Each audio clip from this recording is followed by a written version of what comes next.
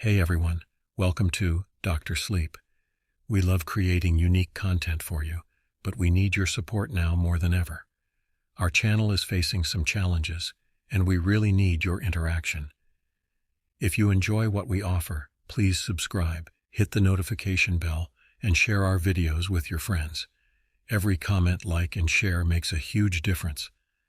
Let's grow together and keep bringing you the content you care about. Thank you for your continued support. The crisp morning air filled the lungs of the four hikers as they embarked on their adventure into the uncharted woods. Jake adjusted the straps of his hiking pack and smirked. We've officially left the map behind. No trails, no signs, just us and nature. Ryan grinned, his confidence radiating as he led the group deeper into the forest.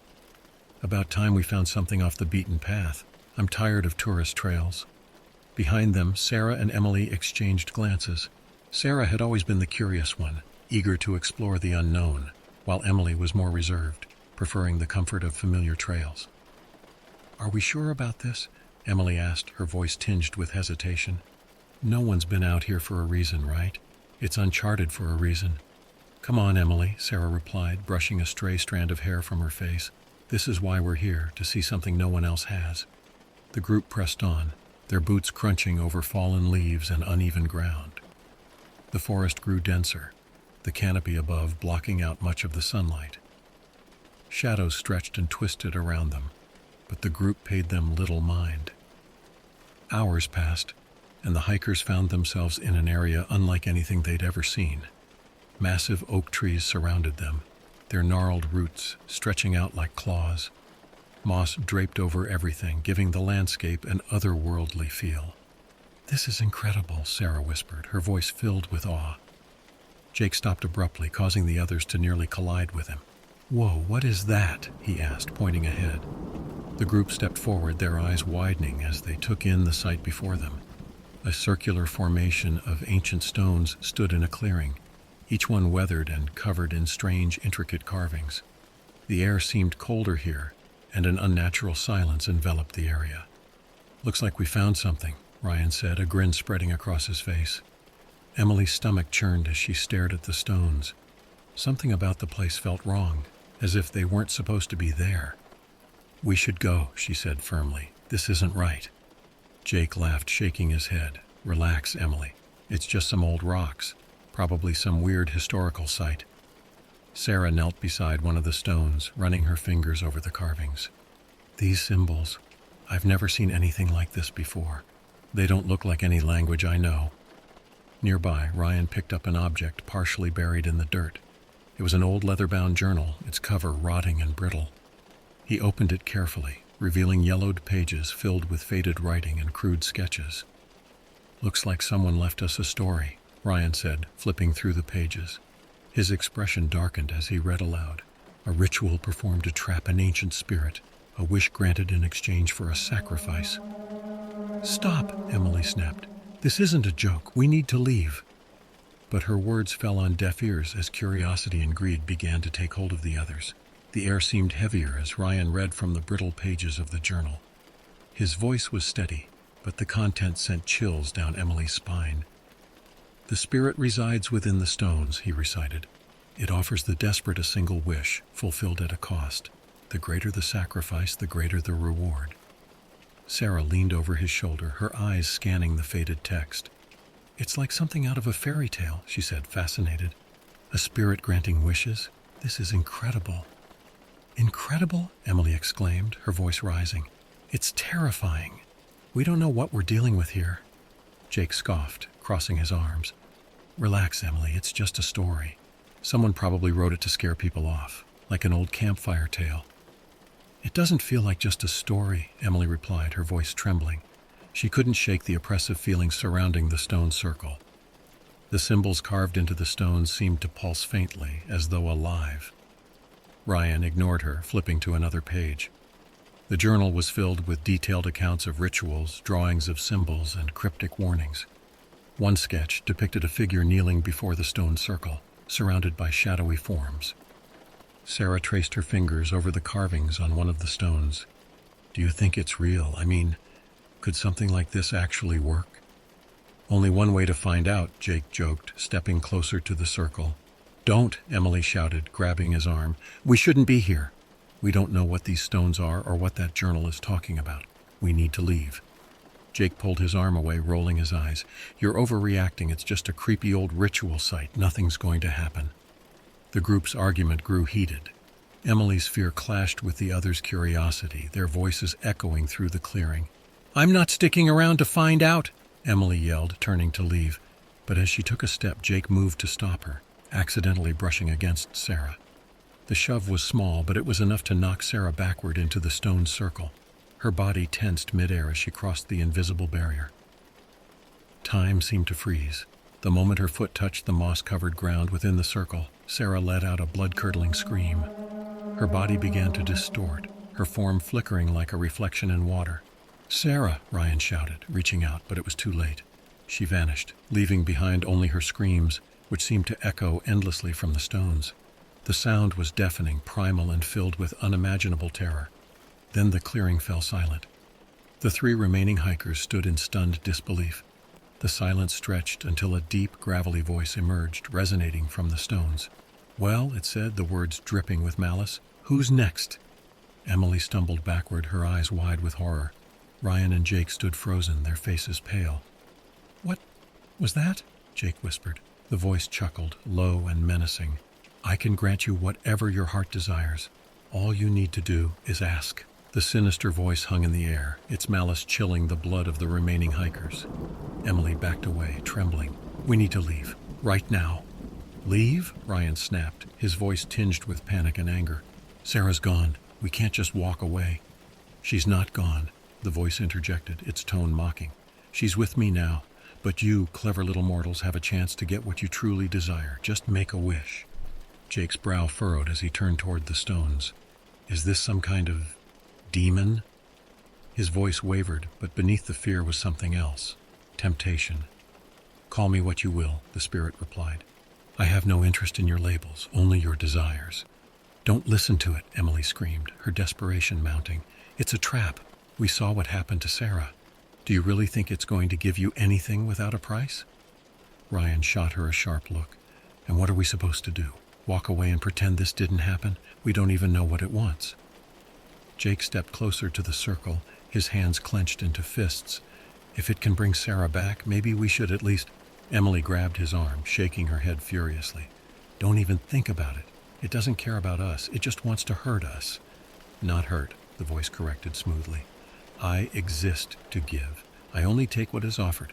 Your friend stumbled in uninvited, but the rest of you, you have a choice. Ryan's mind raced as he stared at the circle. The journal's words echoed in his thoughts. The greater the sacrifice, the greater the reward. He thought of everything he'd ever wanted, the power, the knowledge. What if it's telling the truth, he muttered, almost to himself. Emily's eyes widened in disbelief. Are you serious? Sarah screamed for her life and disappeared into thin air. How much more proof do you need that this thing is evil? But her words did little to deter Jake and Ryan. The lure of the unknown, the promise of something extraordinary, was too strong. Jake stepped closer, his voice trembling with a mixture of fear and excitement. If this thing can grant wishes, maybe we can fix everything. Maybe it's worth the risk. Worth the risk, Emily repeated, her voice breaking. Are you even hearing yourself? This isn't a game. Sarah is gone. If you make a wish, you'll end up just like her. The argument escalated, their voices rising in the stillness of the forest. In the chaos, Jake turned toward the stones, his jaw clenched. I wish for strength, he blurted out. The air grew cold as the symbols on the stones began to glow faintly. A low, guttural laugh echoed from the circle. Strength, the voice repeated. So simple, so primal, granted. Jake gasped, his muscles tightening and expanding, veins pulsing beneath his skin. He flexed his arms in disbelief, feeling an overwhelming surge of power coursing through him. Jake, Emily cried, what have you done? Before she could stop him, Ryan stepped forward, his eyes alight with greed. I want to be the smartest man alive. The spirit's laughter grew louder. Ah, ambition. Intelligence beyond measure. Granted. Ryan staggered back as his mind filled with a flood of knowledge. Equations, languages, histories, endless streams of information surged through him, bringing him to his knees. Emily screamed, her voice breaking with desperation. "Stop it, please!" But Sarah's voice, soft, desperate, almost unrecognizable, called out from the circle. "Emily, it's okay. You can make a wish. It's safe." "No," Emily whispered, shaking her head as tears streamed down her face. "You're lying." The remaining hiker, Sarah, stepped forward. Her voice trembled as she said, "I want eternal youth." The spirit cackled. "Vanity, the easiest sin of all, granted." Sarah's skin smoothed, her hair shimmered, and her posture straightened as if time had rewound itself. She touched her face, awe-stricken. The spirit's laughter echoed, a terrible sound filled with malice. "Now enjoy the gifts you've earned, and remember, no wish comes without its price." Emily could only watch in horror as her friends, enthralled by their desires, left the circle, leaving her standing in the growing shadow of their greed. The hike back to camp was eerily silent. Emily trudged behind the others, her heart racing as dread seeped into every corner of her mind. She couldn't believe what she'd just witnessed, what her friends had done. Jake flexed his arms as he walked, marveling at the newfound strength coursing through his muscles. "I feel incredible," he said, grinning, "like I could lift a car or punch through a tree." Ryan, walking beside him, had a distant look in his eyes. His expression flickered between fascination and fear as he muttered to himself, running through complex equations and theories aloud. "The speed of light isn't constant in some dimensions. If gravity collapses, wormholes might stabilize." His words were incomprehensible to the others, but the manic gleam in his eyes unsettled Emily. Sarah walked ahead of them, her posture impossibly perfect. Her skin glowed as though lit from within, and her every movement seemed unnaturally graceful. "This is everything I've ever wanted," she murmured, running her fingers over her smooth cheeks. "I'll never age, never fade. It's perfect." "It's wrong," Emily spat, her voice shaking. "You've seen what that thing can do. It's not giving you gifts, it's playing with you. You don't know what the price is." Jake scoffed, glancing back at her. "The price is that we're better now. Stronger, smarter, younger. Stop being so paranoid, Emily." She stopped walking, her fists clenched at her sides. Sarah screamed when she disappeared. "And now you're all acting like nothing's wrong. Can't you see that thing isn't giving, it's taking?" Ryan turned to her, his expression unnervingly calm. "Maybe we're just different now, Emily. Change is always uncomfortable for those who don't embrace it." His words sent a shiver down her spine. His tone wasn't Ryan's. It was cold, detached, as though he were already slipping away. By the time they returned to camp, night had fallen. The fire they'd built earlier was still smoldering, casting faint light over the darkened clearing. Emily sat by the fire, keeping her distance from the others as they celebrated their so-called gifts. Jake lifted a fallen tree trunk with ease, tossing it aside like it weighed nothing. "You see that? Super strength," he said, his grin wide. "I've always wanted this." Sarah admired her reflection in a small mirror she'd pulled from her pack. "I could live forever like this," she mused, her voice dreamy. "What's one little wish in exchange for eternity?" Ryan sat cross-legged, scrawling incomprehensible symbols into the dirt. His muttering grew louder, more frenetic. "We're all part of the same equation. Energy, mass, entropy, it's all just variables." Emily stared into the fire, her stomach knotting. She could feel it. This wasn't over. Whatever the spirit had done, whatever gifts it had granted, would come at a cost. And when that cost came due, she knew it wouldn't be something they could run from. As the fire crackled and the forest fell silent, Emily lay awake in her tent, dreading the dawn. Something was wrong.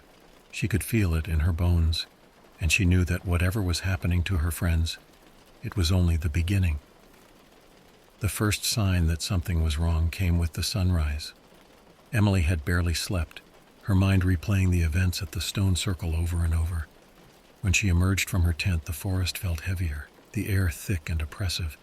The others were already awake, but something about them was off. Jake was the first to speak. "Morning," he said, his voice strained. His normally confident tone was replaced with a hint of unease. Emily's eyes widened as she took in his appearance. His muscles, once impressive but proportional, had grown grotesquely large. Veins bulged unnaturally across his arms and neck, his skin stretched taut over the rapid growth. He moved with a stiffness that suggested his newfound strength was no longer entirely under his control. "Jake, are you okay?" Emily asked, her voice trembling. He forced a grin, but it looked more like a grimace. "I'm fine, just adjusting, I guess." He reached for his pack, but his grip crushed the fabric, tearing it open. "Damn it!" he shouted, his frustration palpable. Meanwhile, Ryan sat by the fire, scribbling furiously into a notebook. The dirt around him was covered in more strange symbols and equations, all incomprehensible to Emily. His lips moved rapidly as he muttered under his breath, his eyes darting around as though following invisible lines of thought. "Ryan?" Emily called softly. He didn't respond. His hands moved faster, the notebook filling with page after page of dense writing. Sweat beaded on his forehead and his pupils were dilated. "I can see it," he whispered, his voice barely audible. "The structure of everything. Energy, matter, time. It's all connected. But it's too much. Too much." He clutched his head suddenly, groaning. "It won't stop. I can't turn it off." Emily's heart pounded as she turned to Sarah, who stood at the edge of the camp, staring at her reflection in a small stream. "Sarah?" Emily approached cautiously. Sarah didn't look up, her fingers tracing her face. Her skin, once smooth and glowing, now seemed unnaturally perfect, like porcelain. But cracks had started to form along her hands and arms, faint at first, but deepening as Emily drew closer. "I'm still beautiful," Sarah murmured, her voice hollow. "But something's wrong. It's like my body doesn't know what to do with itself anymore." As Emily watched in horror, a piece of Sarah's skin flaked off, crumbling into dust. "Oh my God, Sarah," Emily cried. Sarah turned to her, panic flashing in her eyes. "I didn't ask for this. I didn't know it would—" A sudden scream from Jake interrupted her. He had accidentally crushed a metal water bottle in his hands, the jagged edges cutting into his palms. Blood dripped onto the ground, but he didn't seem to feel the pain. Ryan dropped his notebook, clutching his head as he let out a guttural cry. "It's too loud. Too many voices, too many equations. I can't make it stop." Emily backed away, her fear mounting. The forest around them seemed darker, the trees pressing in like silent witnesses to their torment. "We have to go back," Emily said, her voice firm despite the terror coursing through her. "We have to go back to the stones and undo this." The others didn't respond immediately, their agony consuming them, but as the realization set in that their wishes had become curses, they reluctantly agreed. Together they packed their things and began the trek back to the stone circle, the weight of their choices growing heavier with each step. The hike back to the stone circle was nothing short of a nightmare. The forest, once an adventure, now felt alive with malice. Every snapping twig and rustling leaf sent Emily's heart racing, but she didn't dare voice her fears. The others were too preoccupied with their unraveling conditions to notice the oppressive atmosphere closing in around them. Jake led the group, though his steps were clumsy and labored. His grotesquely swollen muscles now seemed to hinder him more than help. Every movement strained his body, and his breathing was shallow and ragged. "I can't keep this up," Jake muttered, stopping to lean against a tree. His hands left bloody smears on the bark, his grip unintentionally splintering the wood. Emily rushed to his side. "We're almost there," she lied, though the truth was far from comforting. "You have to keep moving." Ryan trailed behind, his notebook clutched tightly in his trembling hands. He scribbled furiously even as he walked, his muttering growing louder and more erratic. "Everything connects," he said, his voice unnervingly calm despite the madness in his eyes. "But the variables, they don't balance. It's all wrong. The cost is too high." Emily glanced back at him, her stomach twisting. She couldn't shake the feeling that Ryan was slipping further away with each step, consumed by the knowledge that had once seemed like a gift. Sarah walked silently, her arms wrapped around herself. Her flawless skin continued to flake away, leaving raw, tender patches underneath. She refused to meet Emily's gaze, her once proud demeanor replaced by a hollow, haunted look. As the group pushed forward, the forest seemed to shift around them. Trails they'd once followed with ease now twisted and turned, leading them in circles. Emily swore the trees were closer than before, their gnarled branches reaching toward them like skeletal hands. "It's this place," she muttered under her breath. "It's like it doesn't want us to leave." They finally reached a clearing, but it wasn't the one they sought. A strange hush fell over the group as they looked around. The trees here were blackened and dead, their bark charred as though scorched by fire. The ground was covered in ash, and the air was suffocatingly still. "This isn't right," Sarah whispered, her voice trembling. "We've been here before, haven't we?" "No," Ryan said, his eyes darting around. "This is different. This is wrong." A faint sound broke the silence, a distant echoing laugh that sent chills down Emily's spine. "Keep moving," she urged, forcing herself to stay calm. "The stones have to be close." But the group's progress was slow. Jake's strength continued to betray him, each step leaving deep imprints in the forest floor. Ryan's ramblings grew louder, his voice overlapping with itself, as though he were arguing with an unseen presence. "I didn't ask for this," Sarah cried suddenly, stopping in her tracks. She clawed at her arms, her nails scraping away the delicate flakes of her skin. "I wanted to stay young, not fall apart." "Sarah, stop!" Emily grabbed her hands, pulling them away from the damage she was inflicting on herself. "We're going to fix this. We just have to get back to the circle." "Fix this?" Jake said bitterly, his voice strained. "We don't even know if we can. What if it's already too late?" "It's not," Emily said firmly, though she wasn't sure if she believed her own words. "We just have to get there." As they pressed on, the oppressive weight of the forest seemed to grow heavier, the path ahead darker and more twisted. Emily could feel it now, something watching them, waiting for them to break. And deep down she feared they already had. The stone circle finally came into view, a sinister beacon in the dark forest. The carvings on the stones glowed faintly, pulsating like a heartbeat. The air grew colder with every step, and the oppressive silence deepened as though the forest itself were holding its breath. Jake stumbled into the clearing first, his knees buckling under the weight of his overgrown muscles. He fell to the ground, gasping for air. "We're here," he choked out. "Now what?" Ryan was next, muttering under his breath as he stared at the glowing stones. His notebook was clutched tightly in his hand, its pages filled with incomprehensible scrawls. "The variables," he whispered, his voice trembling. "They're all wrong. But the solution? It's here. It has to be." Sarah walked slowly into the clearing, her once pristine appearance now a grotesque parody of beauty.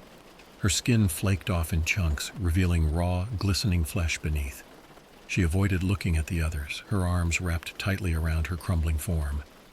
Emily was the last to enter, her steps hesitant. Her eyes darted around the clearing, searching for any sign of the spirit. The oppressive feeling of being watched was stronger now, the air thick with malice. The voice returned, low and mocking, resonating from the stones. "Ah, my dear visitors, back so soon?" Emily's fists clenched at her sides. "Fix this," she demanded. "Fix what you did to them." The spirit laughed, a sound that seemed to reverberate through the forest. "Fix it?" But they got exactly what they wished for: strength, intelligence, eternal youth. "It's not my fault they failed to consider the price." "It's killing them," Emily shouted. "You have to undo it." "Undo it?" the voice echoed, its tone dripping with false sympathy. "Why would I undo such delightful gifts? Unless, of course, you're willing to offer me something in return." Jake struggled to his feet, his face twisted in desperation. "What do you want?"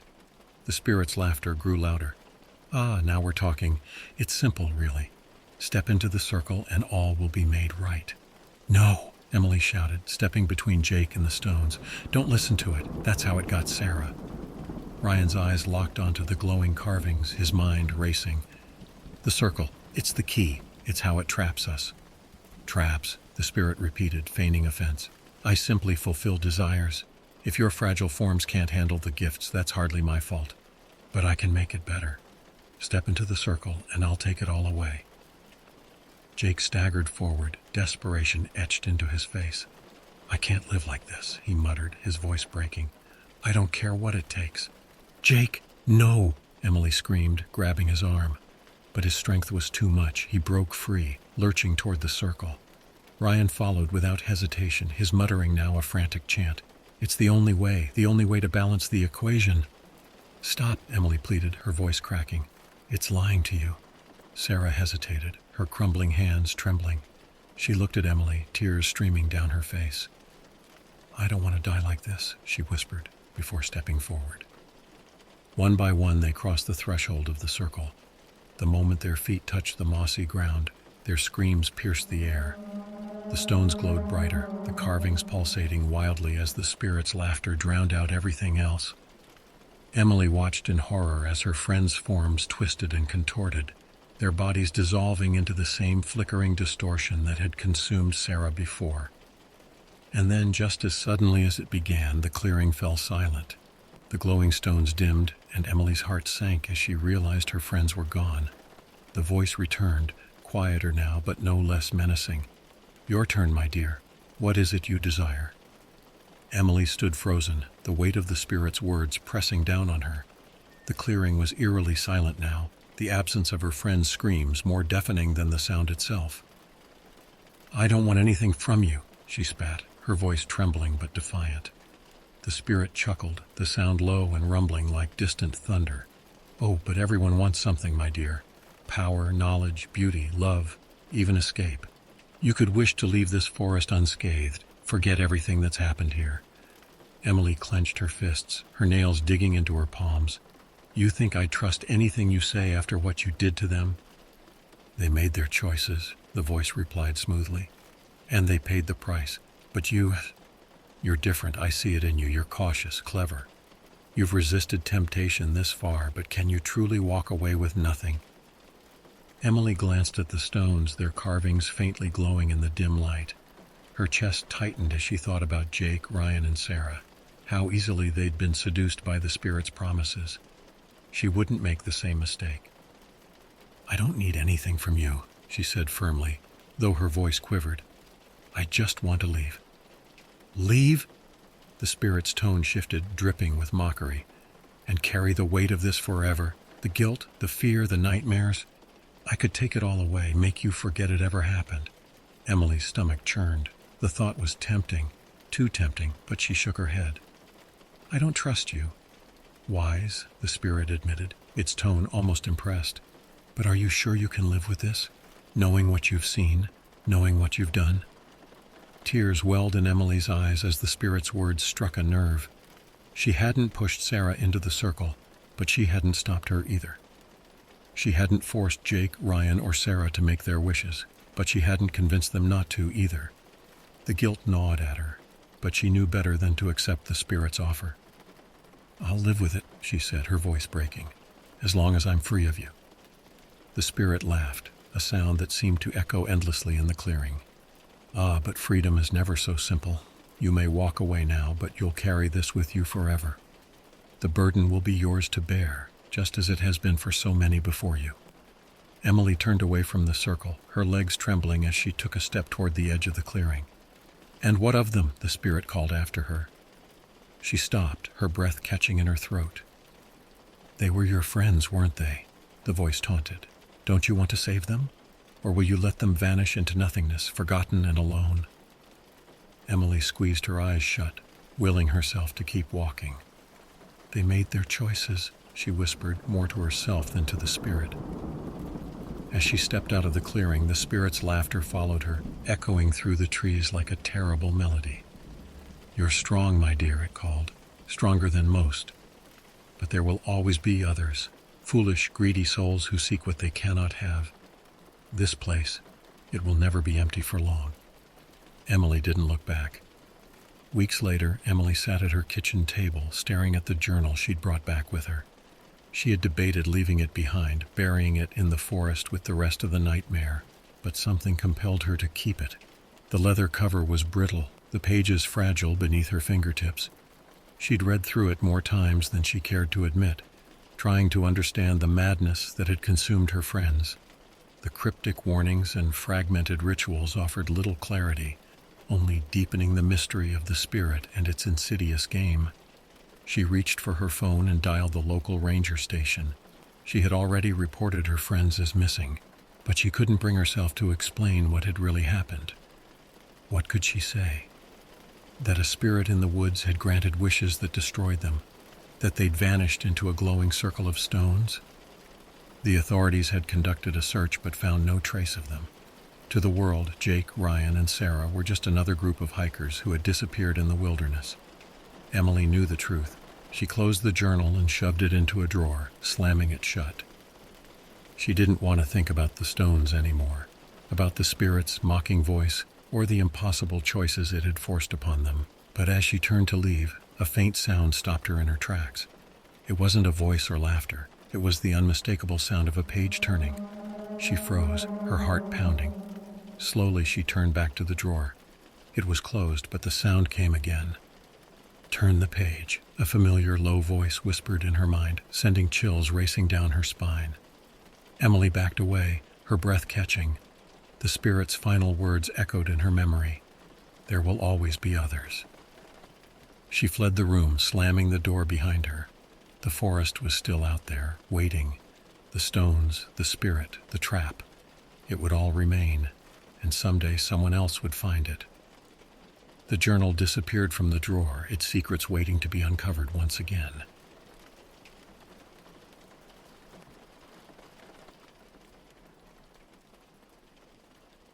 So this whole thing started one boring Wednesday night. I'd just gotten home from work feeling completely drained. My usual routine involved mindlessly scrolling through social media or watching Netflix until I dozed off. But for some reason, that night I was in the mood for something different. A few months back, a buddy of mine had mentioned the dark web. He made it sound like this eerie, forbidden place full of secrets and danger.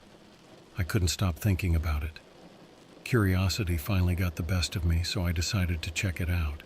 I knew I had to use a Tor browser and a VPN to stay anonymous, so I set it all up, feeling a mix of excitement and nervousness.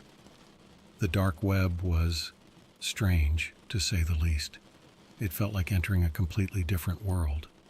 There were forums and marketplaces that talked about everything from illegal stuff to crazy conspiracy theories. I found myself getting sucked into this rabbit hole, clicking on one link after another. After about an hour of exploring, I stumbled across a thread titled, "The Water Conspiracy: How They Control Us." The title itself was enough to pique my interest, so I clicked on it and started reading. The thread was long, filled with posts from some anonymous user who called themselves Water Truth Seeker. They claimed to have inside information about a massive conspiracy to control the population through the water supply. The posts were detailed and convincing. According to Water Truth Seeker, there was a secret organization that was putting chemicals in our water to make us more obedient and less likely to question authority. They said fluoride was just the beginning, a test run to see how easily people could be manipulated. The real chemical they were using now was colorless, tasteless, and almost impossible to detect. What really freaked me out were the stories from people who claimed their towns had been test sites. One story in particular stuck with me. A woman wrote about how her small town had changed over a few months. People who used to be lively and opinionated started to become apathetic and compliant. No one argued anymore, but no one really talked about anything important either. It was like the life had been drained out of the community. Reading all this, I started to get a little paranoid. I mean, it sounded insane, but what if it was true? I couldn't shake the feeling that something was off. I even started to notice small things in my own life that made me uneasy. Was it all in my head? I didn't know, but I couldn't let it go. One post had instructions on how to test your own water for the chemical. It seemed simple enough, using stuff I already had at home. I figured, why not? If nothing else, it would put my mind at ease. The next morning I gathered everything I needed and followed the instructions carefully. As I did the test, my hands were shaking. It felt stupid, but I couldn't help it. When I finally finished, my heart was pounding. The results were inconclusive, but there was a faint reaction that matched what the thread had described as a positive result. I sat there, staring at the water sample, my mind racing. Could this really be happening? Was it just a coincidence, or was there something more to it? I started looking at people differently, wondering if they were affected too. The worst part was, I couldn't talk to anyone about it. Who would believe me? It sounded too crazy. But the more I thought about it, the more it made sense in a twisted way. It wasn't just about controlling the population. It was about creating a society that didn't question things, that went along with whatever was happening without resistance. And so, I became obsessed with the water conspiracy. I spent hours on the dark web, digging deeper, gathering information, and trying to piece together the puzzle. The more I found, the more disturbing it got. There were references to government documents, leaked emails, and scientific papers that all pointed to the same conclusion. Someone was trying to control us through the water we drank. But who was behind it, and why? Those questions kept me up at night, driving me to search for more answers.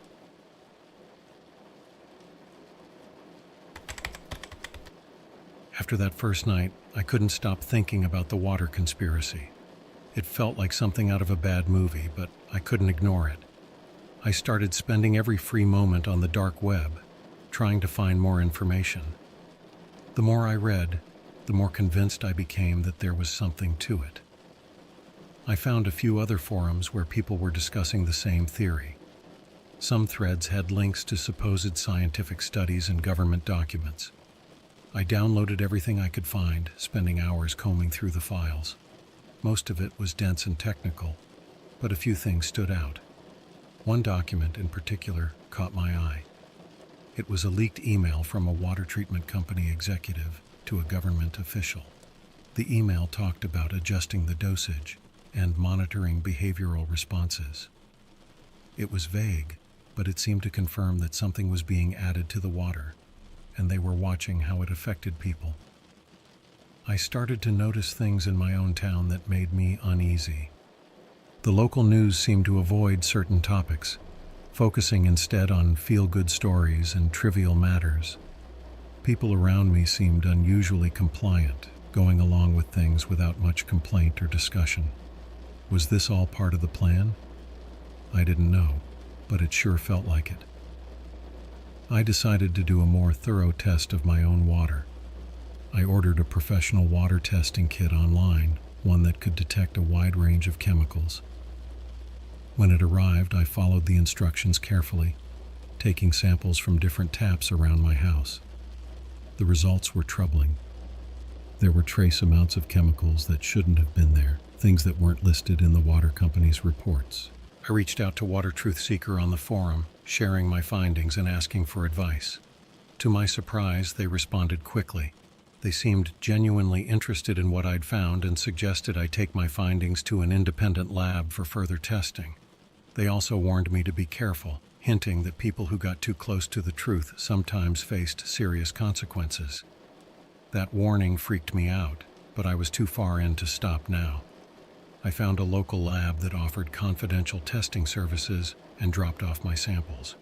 A week later, I got the results. The lab confirmed the presence of several unusual chemicals in my water.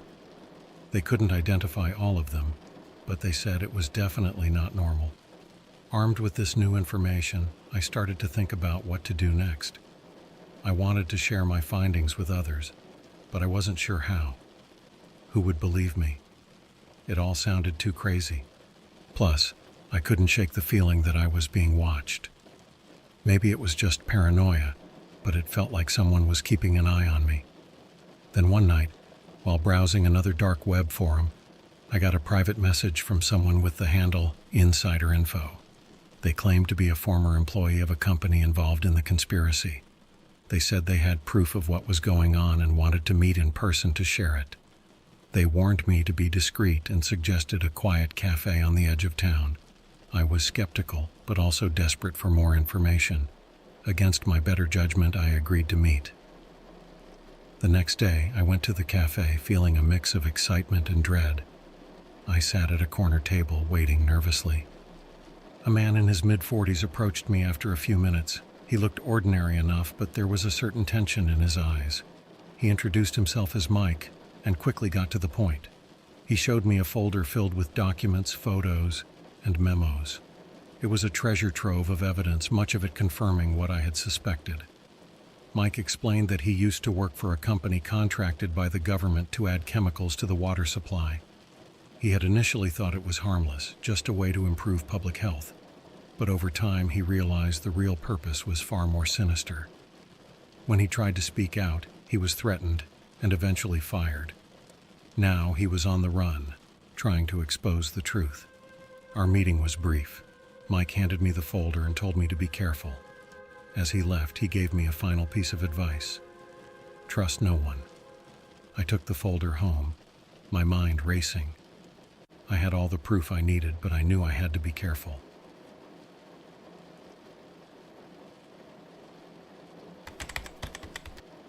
When I got home with Mike's folder, I was a mix of scared and excited. The papers inside were crazy detailed. There were contracts between the government and water treatment companies, scientific reports on the chemicals' effects, and internal memos about testing and rollout plans. It was all so real, and that freaked me out. I spent days reading through everything, trying to figure out what to do next. My first thought was to take it to the news, but I knew that could be risky. If the people behind this were really powerful, they could shut me up quickly. I decided to talk to a few close friends.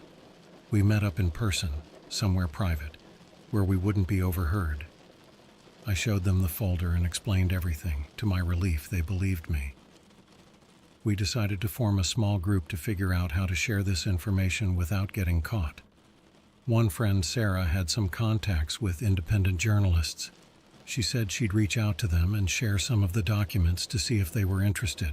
Another friend, Jake, was good with computers. He offered to help us keep our communications and data secure so no one could trace us. We also thought about using social media to get the word out. We made some anonymous accounts and started posting bits of information. We figured if we released everything at once, people might think it was a joke. But if we slowly shared pieces of evidence, more and more people would start to believe us. As we did all this, I couldn't shake the feeling that we were being watched. There were strange cars parked near my house, and I saw unfamiliar faces around my neighborhood. It was making me paranoid, but we kept going. A few weeks later, Sarah managed to get a journalist interested. He was cautious, but agreed to meet us to review the evidence. The meeting went well, and he said he'd start his own investigation. It felt like a small win, but we knew we had a long way to go. Our social media posts started getting attention. People were sharing our posts and asking questions. We even got messages from others who noticed strange things in their own towns, which made our story seem more real. But with the attention came danger. One night, I came home and found my front door open. Inside, my place was a mess. Nothing valuable was gone, but the folder with Mike's documents was missing. I freaked out and called Jake. He reminded me that we had digital copies of everything. Still, the break-in was a clear warning. We were getting too close. Determined not to stop, we pushed harder. We shared more of the sensitive documents online so that even if something happened to us, the evidence would still be out there. The journalist we were working with published an initial report, and it sparked a lot of interest. This was a dangerous game, but we knew we were doing the right thing. The more we shared, the more people started to question what was in their water. We were making a difference, but the risks were higher than ever. We had to be careful, or we could end up silenced, just like Mike had warned. We became more careful. We changed our routines and stayed in touch constantly. We knew we were up against powerful people.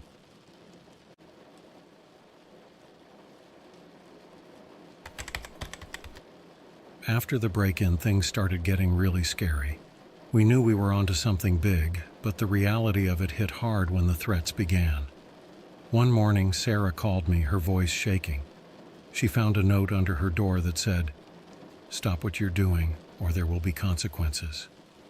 It was typed and had no signature. It freaked her out, and honestly, it freaked me out too. That same day, Jake discovered his car windshield smashed. There was no note this time, but the message was clear. We were being watched, and someone wanted us to stop.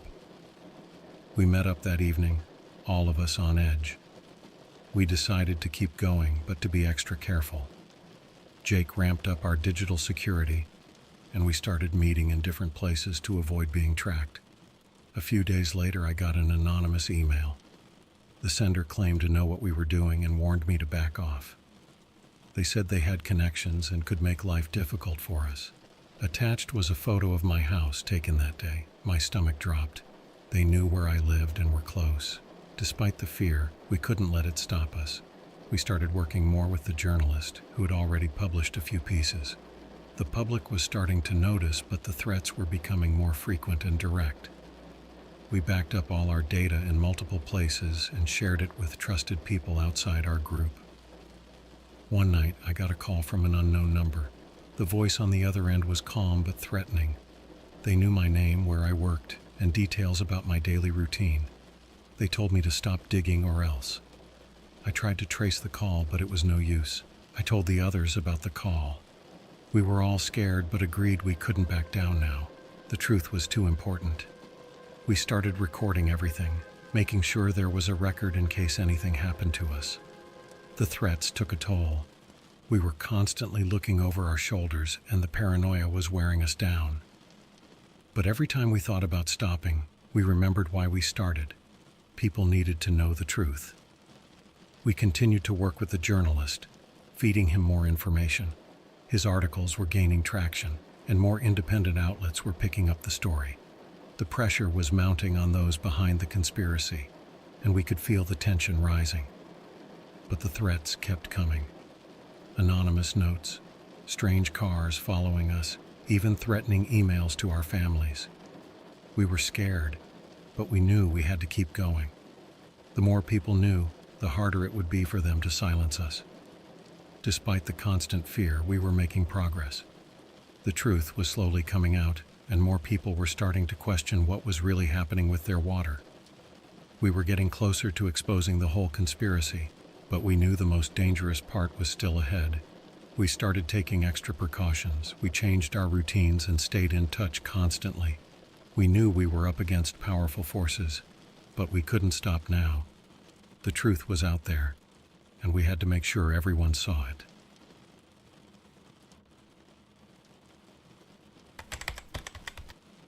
As the weeks went by, the threats got worse. They weren't just vague warnings anymore. We started getting specific threats that mentioned our families and daily routines. It was clear that whoever was behind this wouldn't stop until we did. One night, Sarah called me really scared. She found another note, but this one had details about her kids. That was the last straw for her.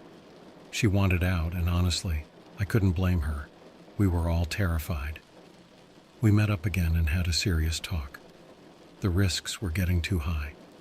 Our lives and the lives of our loved ones were in danger. We decided to go quiet about the water thing. We agreed to stop posting, stop meeting, and just lay low. It wasn't what we wanted, but staying alive and safe had to come first. We told the journalist we were stepping back. He understood, though he was disappointed. He promised to keep investigating on his own, but we knew it wouldn't be the same without us directly involved. It was a tough choice, but we had to protect ourselves. We made sure all the information we had gathered was secure and stored in multiple places, just in case. We hoped that someday, somehow the truth would come out without us having to risk our lives. Getting back to normal life was hard. The paranoia didn't just go away. Every time I saw a strange car or got an unknown call, my heart would race. But slowly, we started to feel a bit safer. We stopped looking over our shoulders every second, though we never truly let our guard down. We had done what we could. We brought attention to the conspiracy, even if we couldn't see it through to the end. The most important thing now was to stay safe and protect our families. Maybe, in the future, someone else would pick up where we left off. For now, we stayed quiet. We went back to our regular lives, always with a lingering sense of what we had uncovered. The water conspiracy was real, but so was the danger of exposing it. We chose safety, hoping that one day the full truth would come out and justice would be served. Until then, we remained silent, watching and waiting, but always hoping. The decision to stop was tough, but we had no choice. The threats were too real and too close to home. I wish things had turned out differently, but we had to think about our lives and the lives of those we cared about. So we stepped back, hoping that one day the truth would come out safely. In the end, we did what we had to do to survive. Maybe our actions would inspire someone else to take up the cause.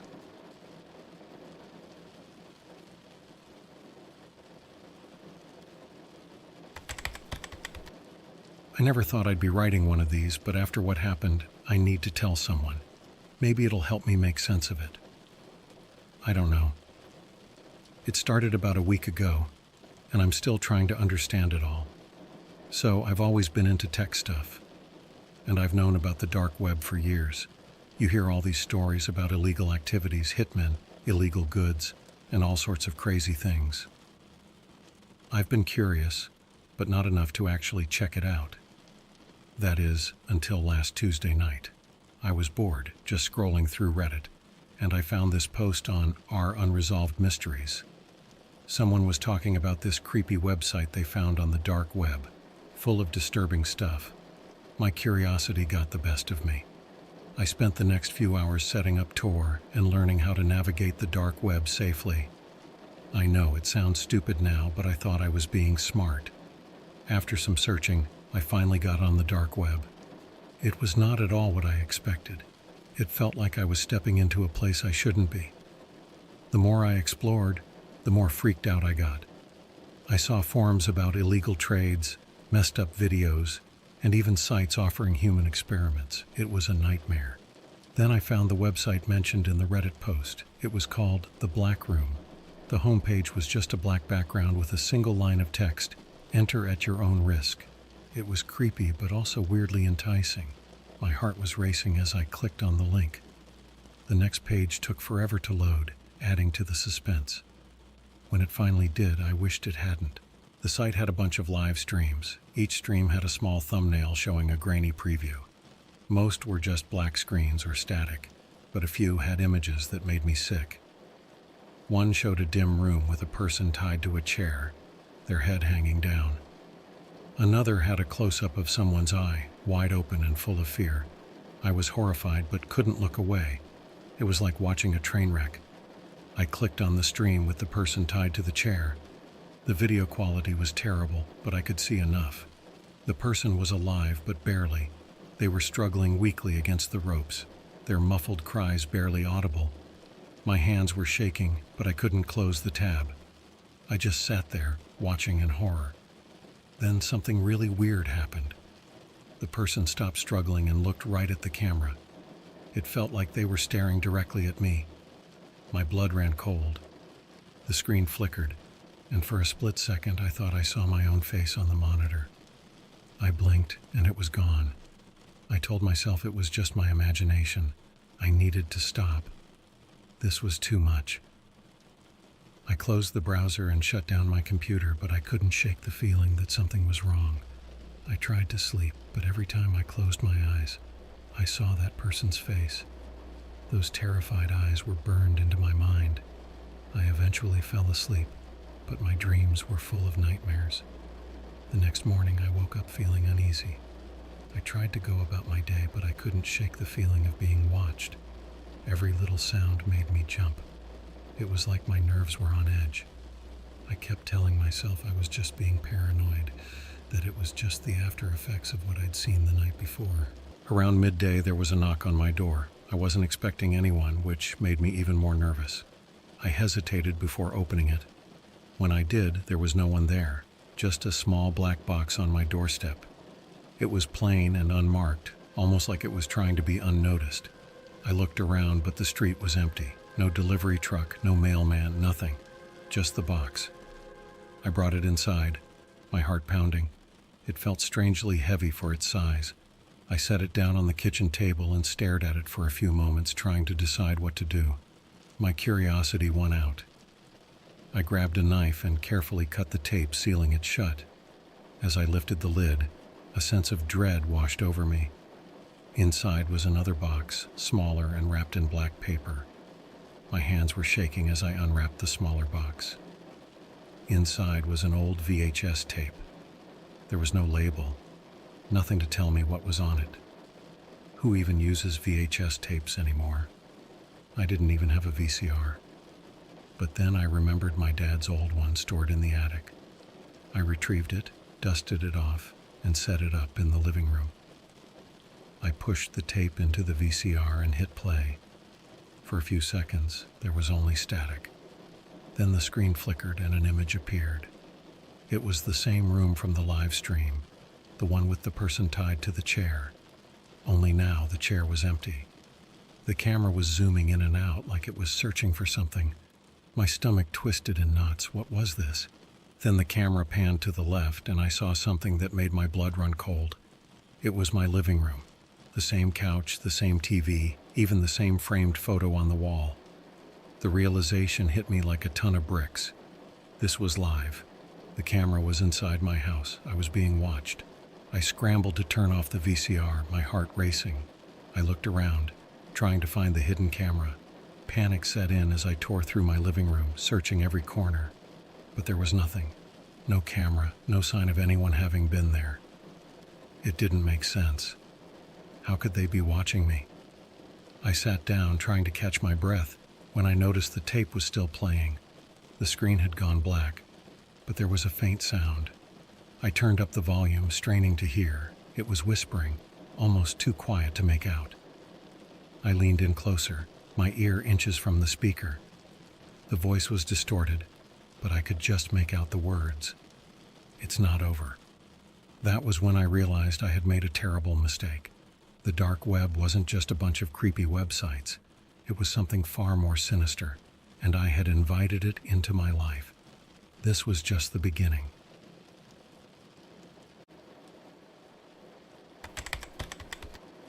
After hearing that creepy whisper from the VHS tape, I was freaking out.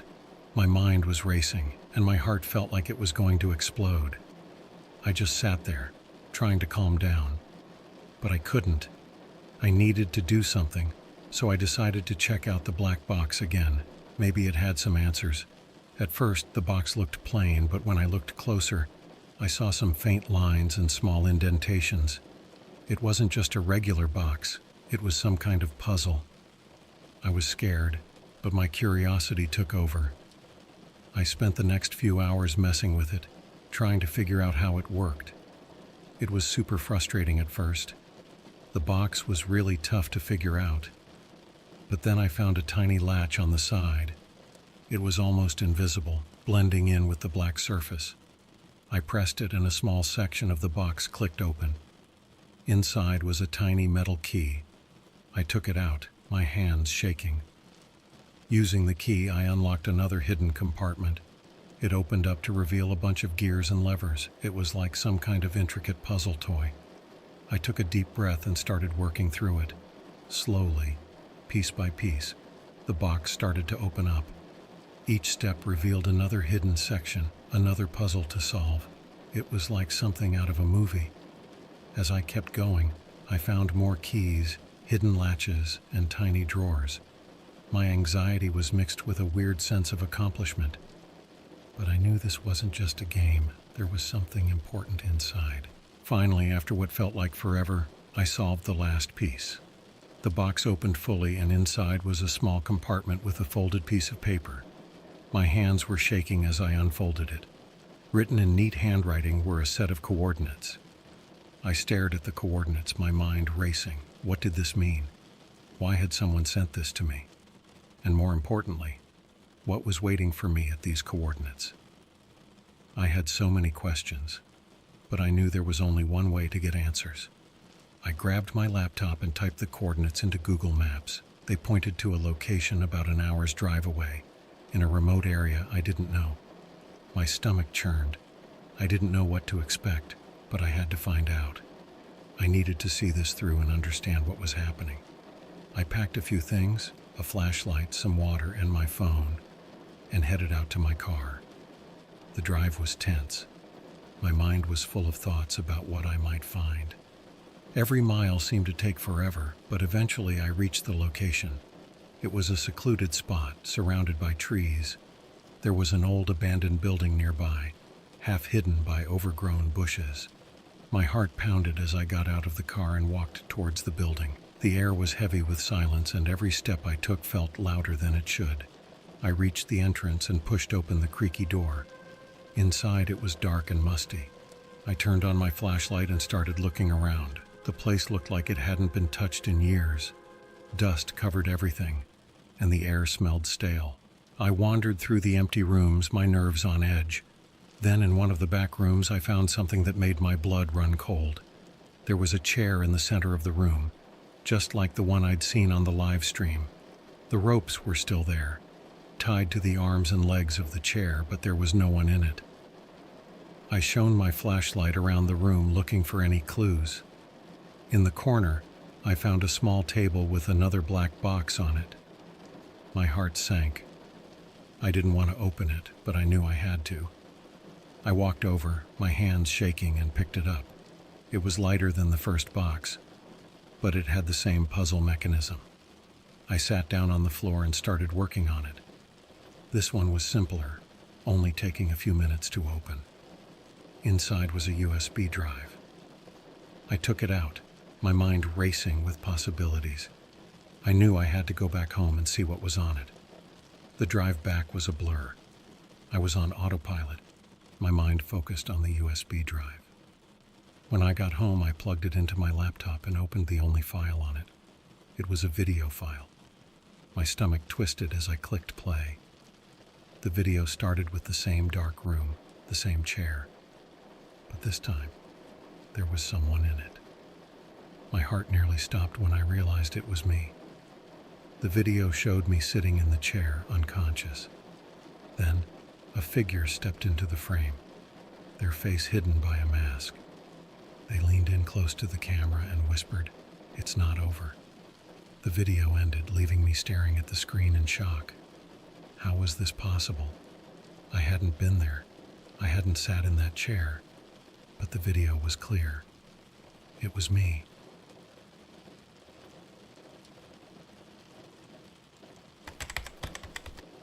After watching that video, I was completely freaked out. I had no idea what to do next. My mind was racing with questions, and I couldn't make sense of any of it. How could they have a video of me in that chair when I'd never been there? I spent the next few hours just sitting there trying to calm down. Eventually, I knew I had to do something. I decided to go back to the building where I found the second box. Maybe there was something I missed, some clue that could explain what was happening. I drove back to the abandoned building, my heart pounding the entire way. When I got there, it looked even creepier than before. I walked inside, trying to remember every detail from the video. I went back to the room with the chair and started searching more thoroughly. While looking around, I found a hidden door behind a dusty old bookshelf. It was barely noticeable, but it was definitely there. I managed to push the bookshelf aside and open the door. Inside was a small, dimly lit room. The walls were covered with photographs and notes. As I looked closer, I realized they were all pictures of me. Different times, different places. Someone had been following me for a while. In the middle of the room was a table with a laptop on it. I opened it up, and it was already on, showing a live feed of my apartment. My blood ran cold. They were watching me, and they had been for a long time. I started reading through the notes on the walls. Most of them were just observations about my daily life, but some were more detailed, describing my routines and habits. There were even some notes about people I knew, like my family and friends. It was clear that whoever was behind this knew a lot about me. As I was piecing everything together, I found a small drawer under the table. Inside was another black box. My heart sank. I didn't want to open it, but I knew I had to. I took a deep breath and started working on the puzzle. This box was more complicated than the others. It took me a while to figure it out, but eventually I got it open. Inside was a small piece of paper with a single sentence written on it. "We are always watching." I felt a wave of panic wash over me. I needed to get out of there. I grabbed the laptop and the notes and rushed back to my car. As I drove home, I kept glancing in the rearview mirror, half expecting to see someone following me. When I got home, I called the police and told them everything. They sent someone over to take my statement and look at the evidence I'd found. They seemed concerned, but they also looked at me like I might be crazy. They said they'd investigate, but I could tell they didn't believe me. After they left, I felt more alone than ever. I didn't know who to trust or what to do next. I tried calling some friends, but I couldn't bring myself to tell them what was happening. It sounded too insane. I ended up staying awake all night, staring at the laptop and the notes, trying to make sense of it all. The next few days were a blur. I couldn't focus on anything. Every time I tried to go about my normal routine, I felt like I was being watched. I started noticing little things. A car parked outside my house for too long. A person who seemed to be following me at the grocery store. My paranoia was through the roof. I decided I needed to do something. I couldn't just sit around and wait for whatever was going to happen next. I started digging into the dark web again, looking for any clues or information about the Black Room and the people behind it. It was slow going, but I was determined to find something. One night I stumbled across a forum where people were discussing similar experiences. They talked about finding puzzle boxes, being watched, and receiving cryptic messages. Some of them even mentioned the Black Room. It was a relief to know I wasn't alone, but it was also terrifying. This was bigger than I'd realized. As I read through the forum posts, I noticed a pattern. People who had been targeted all mentioned receiving one final message before things got really bad. It was always the same. We are always watching. The forum posts talked about how people received final messages that were always the same. We are always watching. After that, their lives became a living hell. Some people disappeared without a trace, and others claimed they were being hunted.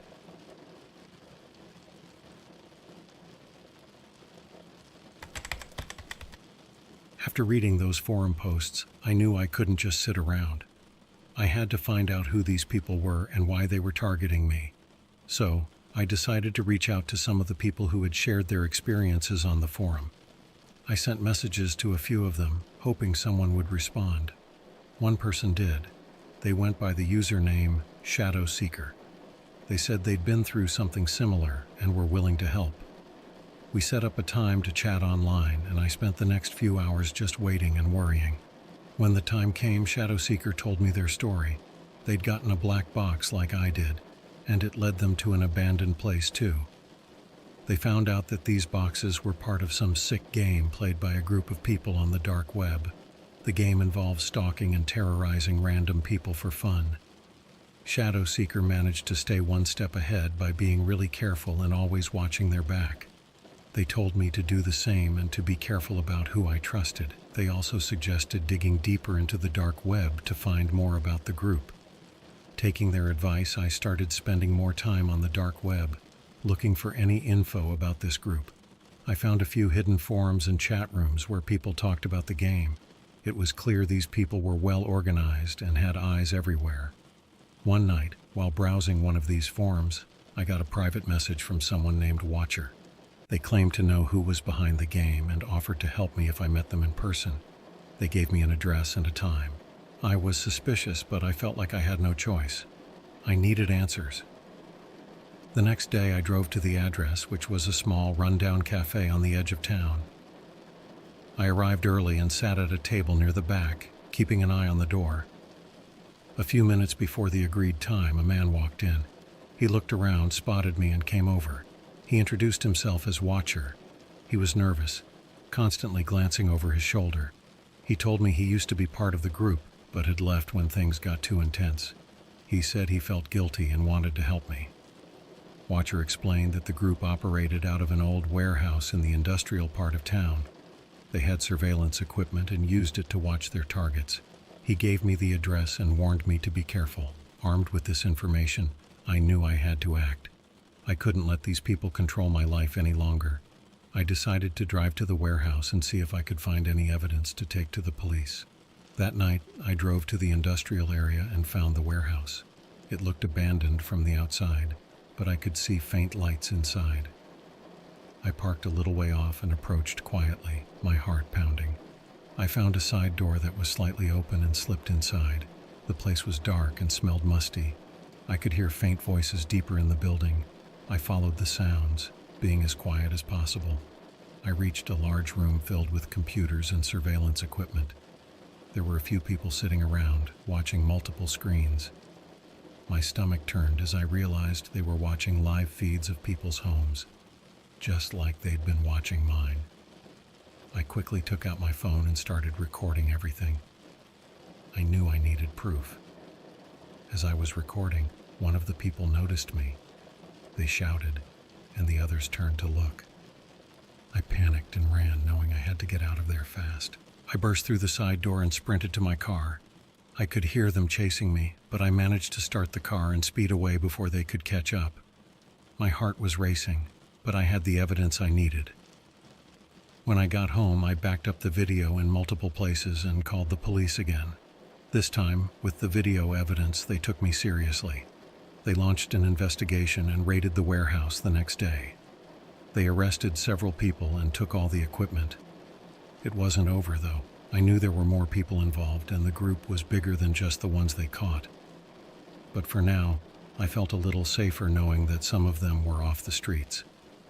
I still had to be careful, always watching my back, but I was determined to put an end to this nightmare. The police promised to keep me updated, but days passed without any news. I started feeling paranoid again, constantly looking over my shoulder and jumping at every little noise. It was exhausting. One evening, I got a call from the detective handling my case. They said they'd found more information on the group and wanted me to come to the station.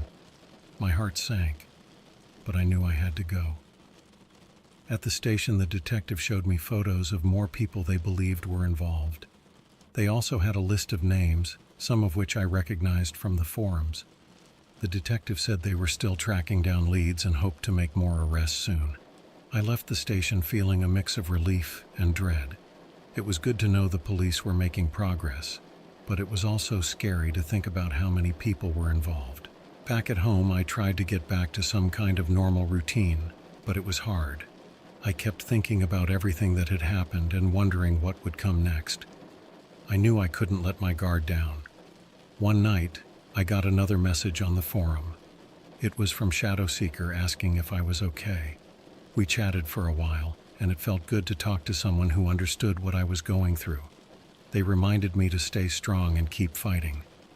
Over the next few weeks, things slowly started to get better. The police made more arrests, and I felt a little safer knowing the group was being taken down. I still had moments of paranoia, but they were less frequent. I stayed in touch with Shadow Seeker and a few others from the forum. We supported each other and shared any new information we found. It was comforting to know I wasn't alone in this. Even though the worst seemed to be over, I knew I'd never forget what happened. It changed me in ways I couldn't fully understand, but I was determined to move forward and not let fear control my life. I continued to stay vigilant and kept looking out for any signs of trouble. I also made sure to warn others about the dangers of the dark web, hoping to prevent them from going through the same nightmare I did.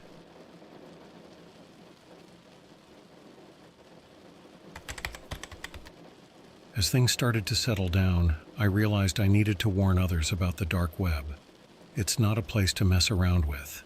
There are real dangers and real people who can ruin your life if you aren't careful. I want to make sure others don't make the same mistakes I did. First of all, if you're curious about the dark web, just don't do it. It's not worth it. There are all kinds of horror stories for a reason. The dark web is filled with dangerous people who use it to do terrible things. It's not just a playground for hackers and criminals. It's a place where people can track you, mess with your life, and put you in real danger. If you do end up exploring the dark web, be extremely careful. Use the highest level of security and anonymity possible, but even then, you're still at risk. These people know how to find you. No matter how safe you think you are, you're not. If you ever receive something strange, like a mysterious box, take it seriously. Go to the authorities right away. Don't try to handle it on your own. I thought I could figure it out and deal with it myself, but it nearly cost me everything. The police might not believe you at first, but if you show them any evidence you have, they'll eventually take you seriously. Stay off suspicious forums and don't engage with people who contact you out of nowhere. There are communities dedicated to tracking and terrorizing people. They might seem normal at first, but they're not. Always be cautious about who you're talking to and what information you're sharing online. Remember, the dark web has a bad reputation for a reason. It's a dangerous place filled with dangerous people. The thrill or curiosity is never worth the risk. If you value your safety and your peace of mind, stay away from it. In the end, this experience taught me that some things are better left alone. I was lucky to get out relatively unharmed, but others might not be so fortunate. Learn from my mistakes and protect yourself. Stay safe, and don't underestimate the lengths to which these people will go to mess with your life. This whole ordeal has changed me. I'm more cautious now, always aware of my surroundings, and more protective of my privacy. I hope sharing my story helps someone avoid the same nightmare I went through. Stay safe out there, and remember, some doors are better left unopened.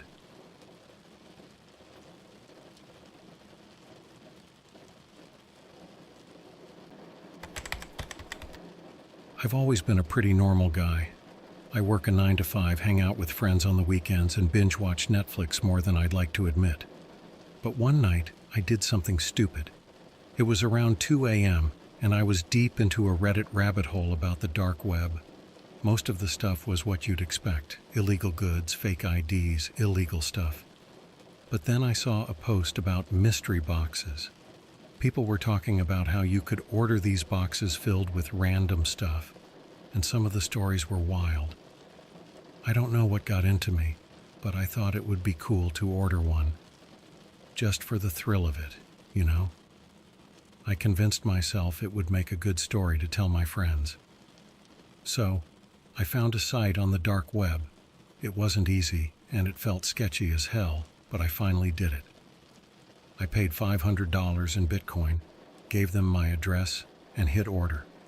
No confirmation, no details, just a message saying, "Your package is on its way." I didn't think much of it after that. A week later, I came home from work, and there it was. A plain brown box sitting on my doorstep. No return address, just my name in black marker. My heart started racing.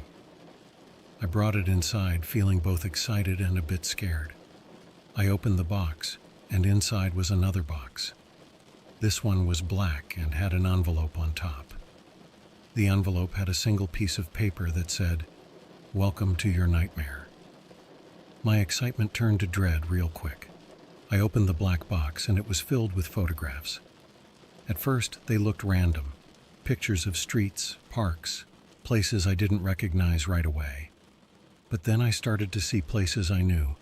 My neighborhood, my favorite coffee shop, the park I jog in every morning. My heart was pounding. Then I saw photos of my house, each one closer than the last. The final photo made me feel sick. It was me, sitting on my couch, taken through my living room window. I had no idea someone was watching me. My hands were shaking as I dug deeper into the box. At the bottom, I found another envelope. This one had a note typed in big block letters. $10,000 in Bitcoin. You have 1 week, or everyone sees your secrets. I felt like I was going to throw up. Who would do this? How did they get these photos? I couldn't think of anyone who'd want to hurt me like this. I wasn't a perfect person, but I didn't have any dark secrets that I knew of. I spent the next few hours tearing my house apart, looking for cameras, microphones, anything. But I found nothing. I felt completely exposed and violated. My home didn't feel safe anymore. That night I couldn't sleep. Every little noise freaked me out.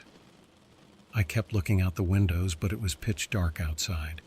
I felt like someone was watching me, but I couldn't see them. The next day I called in sick to work. I couldn't focus on anything. I spent the whole day on the internet trying to figure out what to do. But all I found were more horror stories about people getting blackmailed, and none of them had a happy ending. As the days went by, the panic got worse.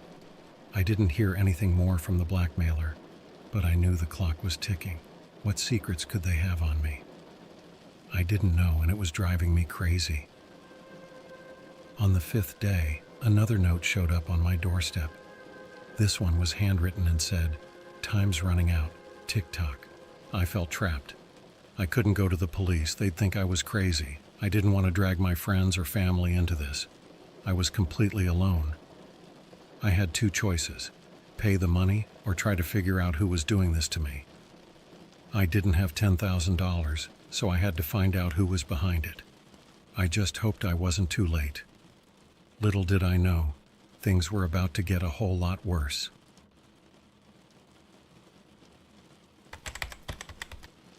The next day I decided to really think this through. Someone had been watching me, but who? It had to be someone who knew my routines and my address. I started thinking about anyone who might have access to my daily life. Neighbors, co-workers, or even a random person I might have come across. First, I looked at the photos again. Maybe there was something I missed. I spread them out on the kitchen table and went through each one carefully. Some of them had timestamps. That was a start. I noticed the earliest photos were from about a month ago, around the time I started jogging every morning. Maybe someone from the park was watching me. I didn't remember seeing any strange faces, but I hadn't been paying close attention. I decided to be more observant the next time I went for a jog. Next, I checked my digital life. I changed all my passwords, set up two-factor authentication, and scanned my computer for viruses. Everything looked normal, but I knew that didn't mean much. I also thought about who knew I lived alone and had no close family nearby. It wasn't a long list. My coworkers knew, but they didn't seem like the type to do something like this. My neighbors? They kept to themselves mostly, but I didn't know them well enough to rule them out. I decided to set up some security cameras around my house. If someone was watching me, maybe I could catch them in the act. I bought a few cheap cameras and put them by the windows and doors. It made me feel a bit safer, at least.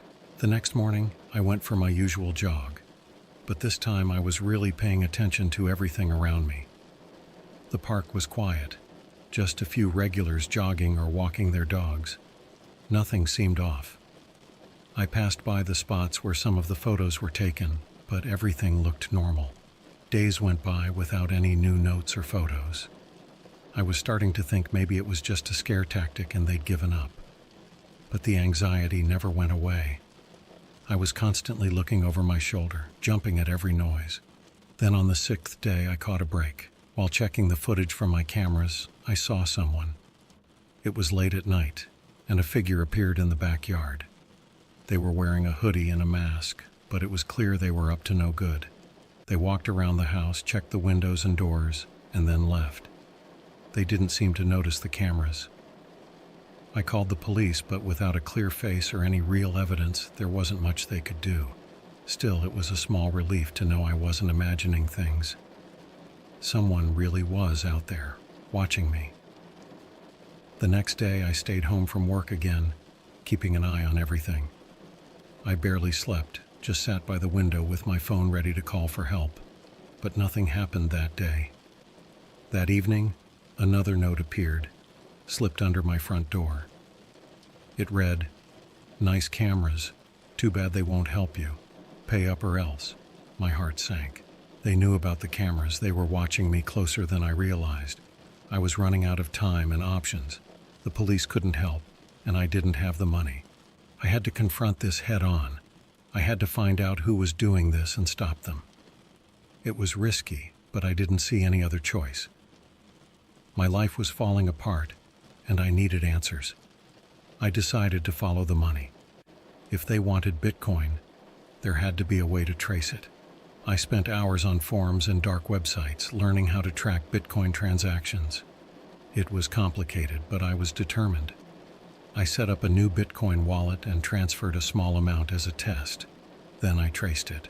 It led me through a maze of transactions, but eventually I found a lead, an account that had received similar payments recently. It wasn't much, but it was something. I had a digital trail, and I was going to follow it, no matter where it led.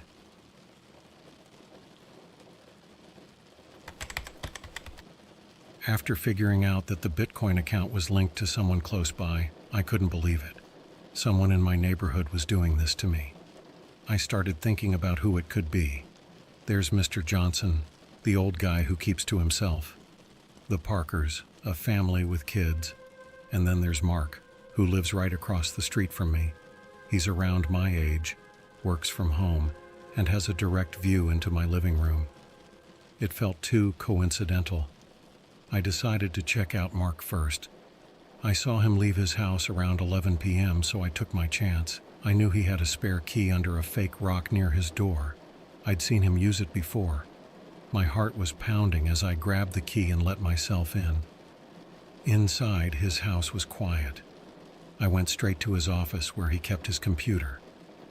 I turned it on and started searching. After a few minutes, I found a folder labeled Surveillance. My stomach dropped. Inside the folder were tons of videos and photos of me. Different angles, different times. This was all the proof I needed. Mark was the one watching me and blackmailing me. I was angry and scared at the same time. I copied everything onto a USB drive and put everything back as I found it. Just as I was about to leave, I noticed a list of names and addresses. Mine was at the top. It looked like I wasn't his only target. I took a photo of the list with my phone and got out of there. Back at my house, I felt a mix of relief and fear. I had the evidence, but what should I do next? Going to the police felt risky. What if they didn't believe me? I decided to confront Mark myself. I needed a plan. The next day, I stayed home from work again and prepared. I set up hidden cameras around my house to record everything and backed up all the evidence online. I wasn't taking any chances. That evening, I saw Mark come back home. I waited a bit, then walked over and knocked on his door. He opened it and looked surprised to see me. "Hey, what's up?" he said, trying to sound casual. "We need to talk," I said, pushing past him into his house. "What's this about?" he asked, looking nervous. "I know it's you, Mark. I know you've been watching me and blackmailing me." I pulled out the USB drive and showed it to him. "I have proof." His face went pale. "Look, it's not what you think." "Save it," I cut him off. "You're going to stop this now, and you're going to tell me why you did it." He looked like he might deny it, but then he sighed and nodded. All right. Just let me explain." He told me everything. How he was in serious debt and needed money fast. How he started watching me and others, thinking it would be easy money. He seemed genuinely sorry, but I didn't care. I just wanted it to stop. We made a deal. He would delete everything and leave me and the others alone, and I wouldn't go to the police yet. I made sure he knew I had copies of everything and wouldn't hesitate to use them if he tried anything again. I left his house feeling a bit better, but still uneasy. It wasn't completely over. I spent the next few days keeping an eye on Mark, making sure he kept his word. He seemed to be sticking to it, but I knew I couldn't fully relax.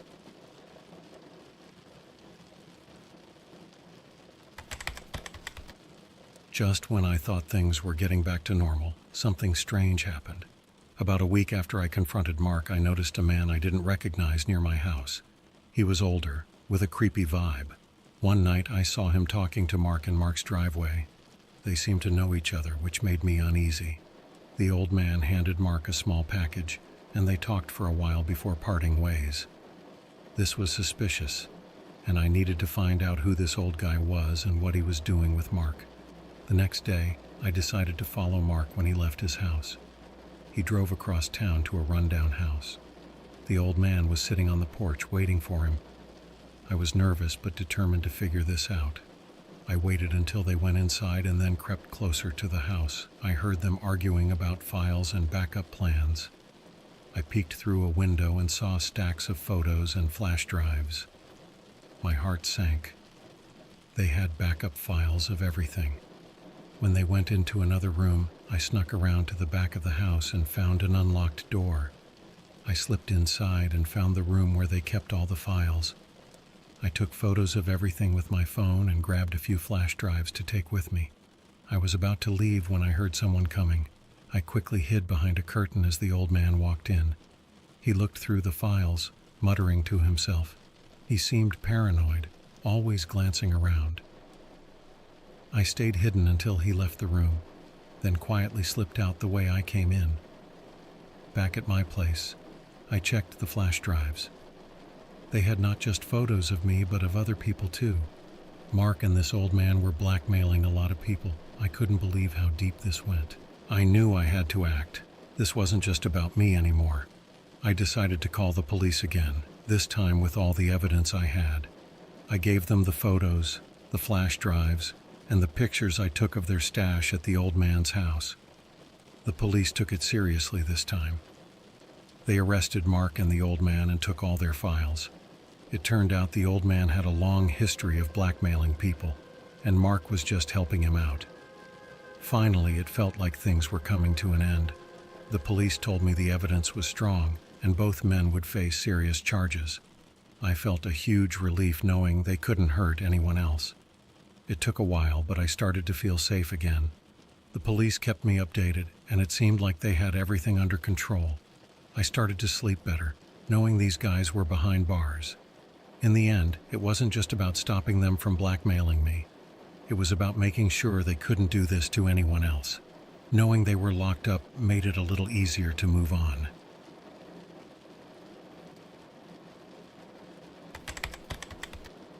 A few weeks after Mark and the old man got arrested, things started to feel normal again. I was finally beginning to feel safe, and the constant worry was fading away. The police told me that both Mark and the old man would be in prison for a long time, and I trusted that.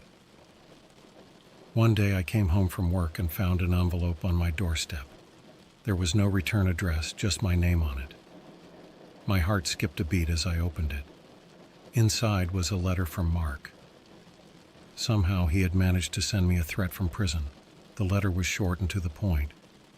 "You may have put me behind bars, but I will get out, and when I do, I will kill you."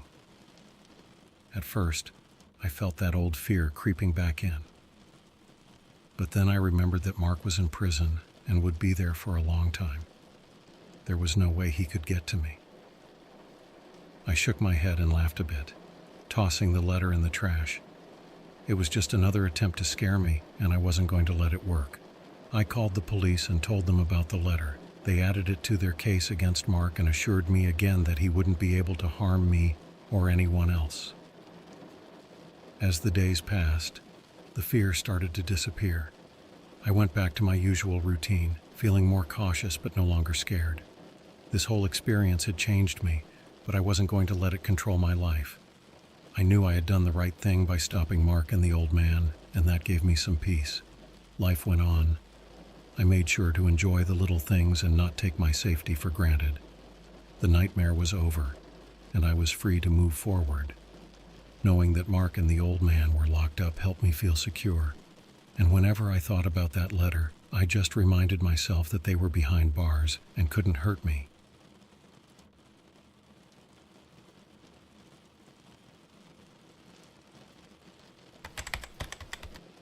Hey everyone, I've been thinking about sharing this for a while. It's about something weird that happened when I was a kid and I still don't have all the answers. I think I went missing for a few months when I was younger, but my parents won't talk about it and my memories are really fuzzy. Here's what I know so far. So, when I was around 8, we were having dinner, just a normal family dinner.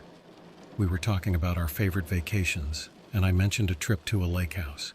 I can still picture it, tall trees, cold lake water, an old dock. But as soon as I brought it up, my mom got really quiet, and my dad dropped his fork. My mom said, "We never went to a lake house," and my dad just looked really uncomfortable. It was so strange because I remembered it so clearly. After that, I tried to forget about it, thinking maybe I had just dreamed it or mixed up memories. But it never really went away. When I turned 15, my parents went out one night, and I was looking through old stuff in the attic. I found this dusty old journal with my name on it. The handwriting was mine, but it looked like when I was a little kid. The first few pages were just normal kid stuff, doodles, notes about school, things like that. But then the entries got weird. My writing was messy and hard to read. One entry, dated a few weeks before my 10th birthday, said, "Today they took me to the lake house again. Mom and Dad didn't come this time. The man with the mask said they were busy. I don't like the man with the mask. He smells funny and makes me play weird games. I want to go home." Reading that really freaked me out. I didn't remember writing it at all. The more I read, the weirder it got. There were entries about strange people, weird games, and feeling scared. The last entry was the worst. Mom and Dad said we're leaving the lake house for good. The man with the mask got mad. He said I couldn't leave until I played the final game. I don't like the final game. It's dark and cold. I'm scared. I closed the journal fast, my heart pounding. Who was the man with the mask? What was the final game? And why couldn't I remember any of this? I waited for my parents to get home and tried to talk to them about it. But as soon as I mentioned the journal, they both looked really scared. My dad mumbled something about thinking they had lost the journal, and my mom started crying. They refused to talk about it, no matter how much I asked. They just kept saying, "It's better if you don't remember." For weeks after that, I couldn't sleep well. I kept thinking about the journal and those weird entries. I started doing a lot of online searching, hoping to find some answers. One night I found a forum where people talked about the dark web. I didn't know much about it, but the stories there were really creepy. I read posts about kids who went missing and came back with no memory of what happened. Their stories sounded a lot like mine. The forum talked about secret places, underground networks, and weird games played by rich people wearing masks. The more I read, the more I felt like this could explain what happened to me. But every time I thought I was getting closer to an answer, I just ended up with more questions. It felt like someone didn't want me to remember. I'm stuck between wanting to know the truth and being scared of what I might find out. So yeah, that's where I'm at right now. If anyone has any ideas or has been through something similar, I'd really like to hear from you.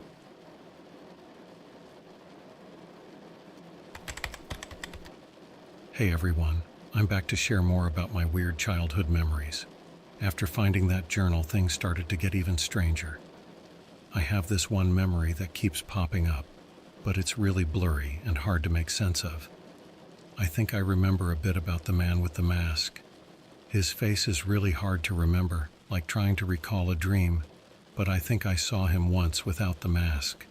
I remember feeling really scared and holding my dad's hand tight, pointing at the man. My dad looked really worried, more worried than I'd ever seen him.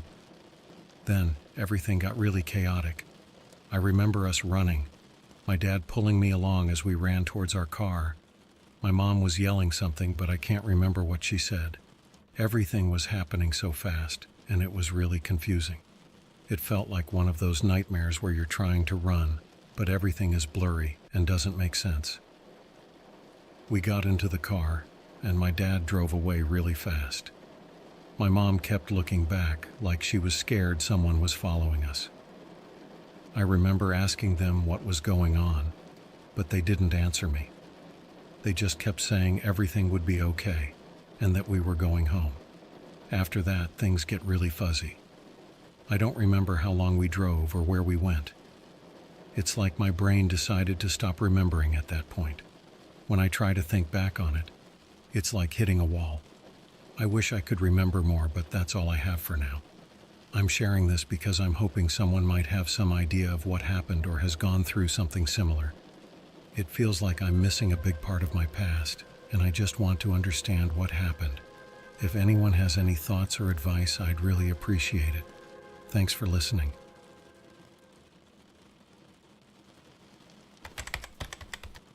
Hey everyone, I'm back with more bits and pieces of my childhood memories. I've been thinking about it a lot, and a few more details have come back to me, though it's still pretty blurry. So after we saw the man with the mask and started running to the car, I remember my dad driving really fast. He was saying things like, "He's back. We're done." He sounded super scared, and that made me even more scared. My mom was crying in the front seat, and she kept looking back like she thought someone was following us. It was all really chaotic. The car was going so fast, and I remember the sound of the engine and feeling like we were in a huge rush. My dad was gripping the steering wheel really tight. My mom was sobbing and talking to my dad, but I couldn't understand what she was saying. I remember asking them what was going on, but they didn't answer. They just kept saying everything would be okay and that we were going home. I was really scared and confused. Everything outside the car was just a blur of lights and shapes. That's all I can remember. It's really frustrating because I feel like there's more, but I just can't remember it clearly. If anyone has any thoughts or has been through something similar, I'd love to hear from you. It's really tough not knowing what happened, and I just want to figure it out. Thanks for listening.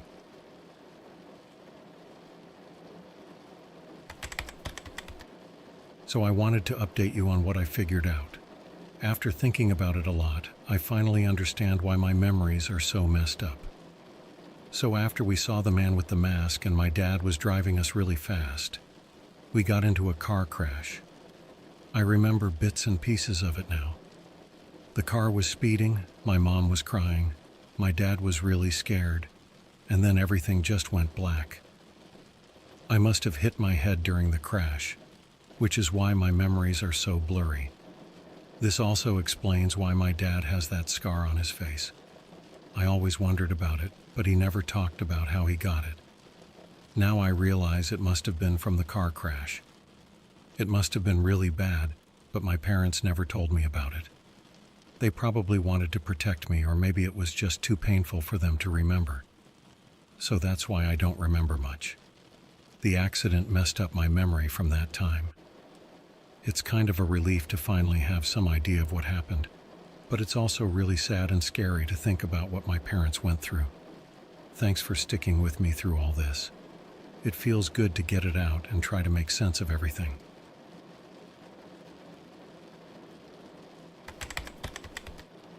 I'm back with the last part of my story. I finally managed to get my parents to tell me more about what happened and who the masked man was. It wasn't easy, but I kept pushing them because I needed to know. So after a lot of talking and some tears, my parents finally opened up. They told me the masked man wasn't just some random person. He's part of a family curse. I know it sounds weird, but that's what they said. Apparently, a long time ago, someone in our family did something really bad or made a deal they shouldn't have, and ever since then this masked man has been haunting our family. My parents said he shows up every now and then, and bad things happen when he's around. That's why we were running away that day. They recognized him and knew we had to get away fast. The car crash happened because we were trying so hard to escape from him. They never told me about it because they wanted to protect me and didn't want me to be scared. It's a lot to take in, and I'm still trying to wrap my head around it. Knowing there's this creepy family curse hanging over us is really unsettling. But at least now I understand why things were so weird when I was a kid, and why my parents acted the way they did.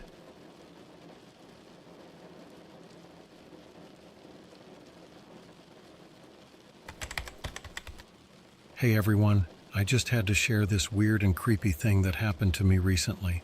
So I've always been into weird and unexplained stuff, like ghost stories and mysteries. One night I was bored and alone at home. It was raining and I thought, why not explore the dark web? I'd heard so many rumors about it and my curiosity got the best of me. I set up my laptop connected to a VPN because, safety first, and started browsing. After a lot of clicking around and dodging some really sketchy sites, I found this place called the Ghost Market. Just the name gave me goosebumps. The site was super basic, black background with white text, and it felt like the text was flickering. It was really creepy. The site had all these items that used to belong to dead people.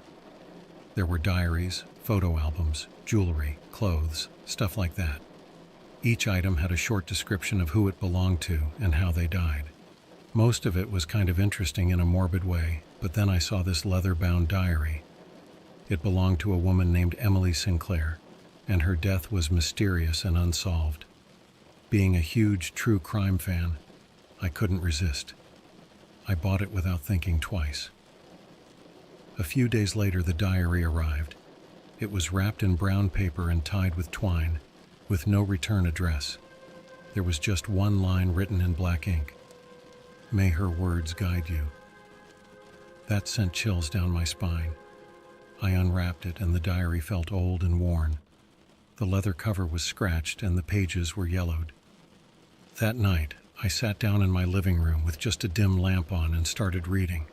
Emily's handwriting was beautiful, but the more I read, the more uneasy I felt. Her entries started off normal, talking about her day, her job, her friends. But then they got darker. She wrote about feeling like she was being watched, hearing whispers at night, and seeing shadows moving around her. As I kept reading, things got even creepier. Emily described weird things happening around her house. Her stuff would be moved, she'd find messages written in the fog on her bathroom mirror, and she got phone calls with just static on the other end. She was getting really paranoid, thinking someone or something was trying to contact her. One entry really freaked me out. It was dated 2 days before she died. I don't know how much longer I can take this. Last night I woke up to find a figure standing at the foot of my bed. It was just a shadow, but I could feel its eyes on me. It didn't move or speak, but I knew it was there for me. I'm terrified to fall asleep. I feel like my time is running out. I closed the diary, my heart pounding. I couldn't shake the feeling of dread. It felt like Emily's fear had jumped off the pages and grabbed hold of me. I kept telling myself it was just a story, but I couldn't ignore the uneasy feeling. Over the next few days, weird things started happening in my own house. At first, it was small stuff, things not being where I left them, strange noises. But then it got worse. One night, I woke up to find my bedroom door wide open, even though I knew I had closed it. Another time, I found a message written on my bathroom mirror. "Help me." I was starting to get why Emily was so scared. I felt like I was being watched, like something was just out of sight. My friends and family noticed something was off with me. I was jumpy, paranoid, and not sleeping well. I couldn't bring myself to tell them what was happening. They'd think I was losing it. Desperate for answers, I went back to the dark web to look for more information about Emily. But when I tried to access the ghost market again, it was gone. Just like that. I felt sick to my stomach. I was on my own. The more I read Emily's diary, the more connected I felt to her. It was like her spirit was reaching out to me, begging for help. So I made a decision. I was going to investigate Emily's death myself. I had no idea what I was getting myself into, and honestly, I wasn't sure if I'd make it out okay.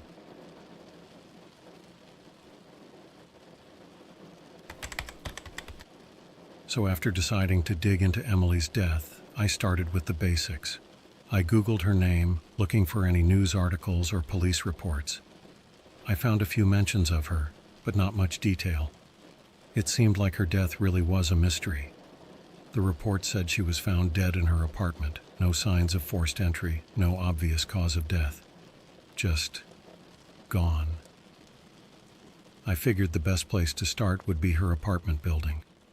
It wasn't too far from where I lived, so one afternoon I decided to take a walk over there. When I got there, it was just a normal-looking place, nothing special. I tried to act casual as I walked around, hoping to find someone who might remember her. Luck was on my side because I bumped into an older woman in the lobby who turned out to be the building's longtime resident. Her name was Mrs. Parker. I struck up a conversation with her, mentioning that I was interested in the history of the building. She seemed happy to chat, and eventually I brought up Emily. "Oh, poor Emily," she said, shaking her head. "Such a sweet girl. It's a shame what happened to her." I asked if she knew anything about Emily's last days. Mrs. Parker frowned and lowered her voice. She was so scared those last few weeks, kept saying she felt like someone was watching her. I told her it was probably just stress, but she was convinced. Even called the police a few times, but they couldn't find anything. That sent a shiver down my spine. I thanked Mrs. Parker for her time and decided to head home. As I walked back, I couldn't stop thinking about Emily's fear and how it mirrored my own experiences since getting the diary. Back at home, I decided to dive deeper into Emily's diary, hoping to find more clues. I found an entry that mentioned a friend named Lisa. Emily wrote about confiding in her, saying Lisa was the only one who believed something was really wrong. I tracked down Lisa on social media. She was still in the city, so I sent her a message explaining who I was and why I wanted to talk. To my surprise, she agreed to meet me. We met at a small coffee shop.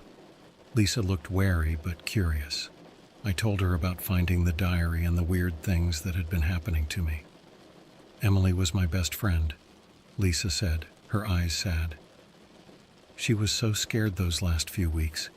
She kept saying someone was trying to communicate with her. I tried to help, but I didn't know how. I asked if she knew anything about the figure Emily saw.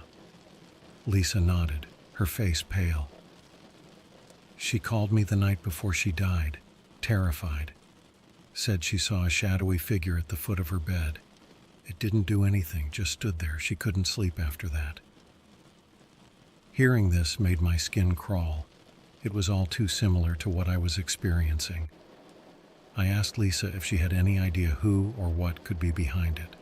I don't know, she said, shaking her head. But Emily mentioned something about a market on the dark web. She thought maybe someone there had cursed her or something. That confirmed my worst fears. The ghost market wasn't just a creepy sight, it was dangerous. I thanked Lisa for her help and left, my mind racing. I needed to find out more about the ghost market and who was behind it. But I was also terrified. Whatever had happened to Emily was starting to happen to me. I had to be careful, but I couldn't stop now. I was in too deep. That night, as I lay in bed, I couldn't shake the feeling that something bad will happen.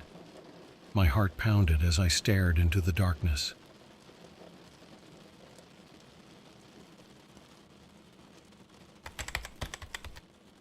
After talking with Lisa, I knew I needed help.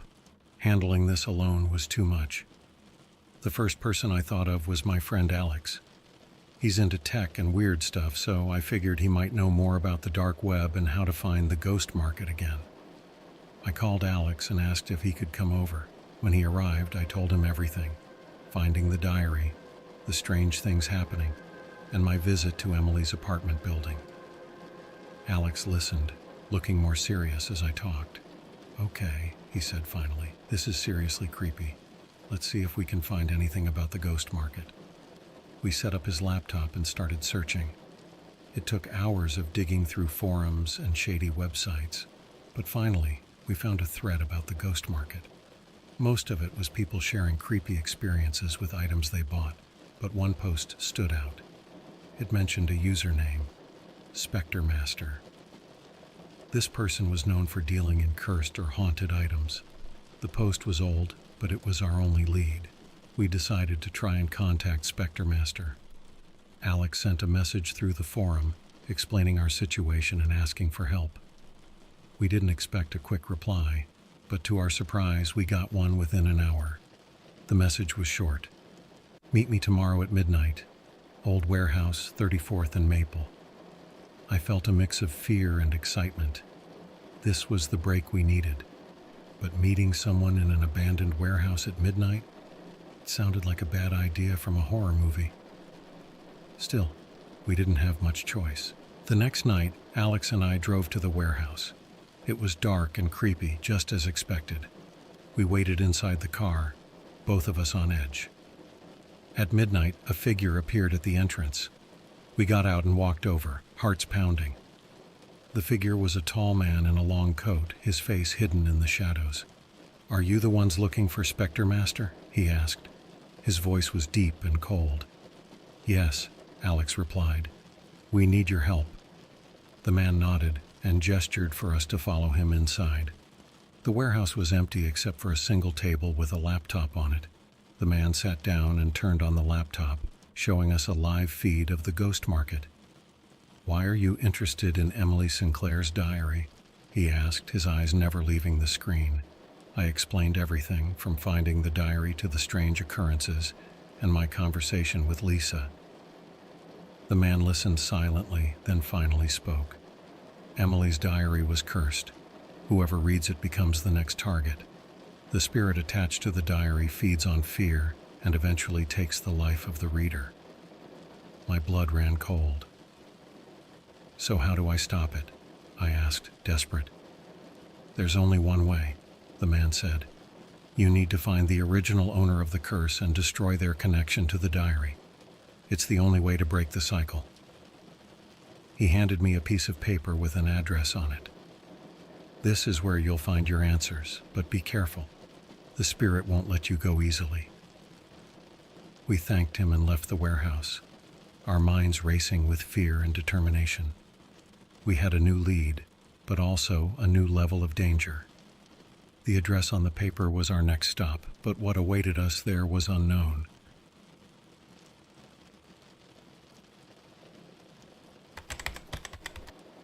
The address from Spectre Master led us to an old house at the edge of town.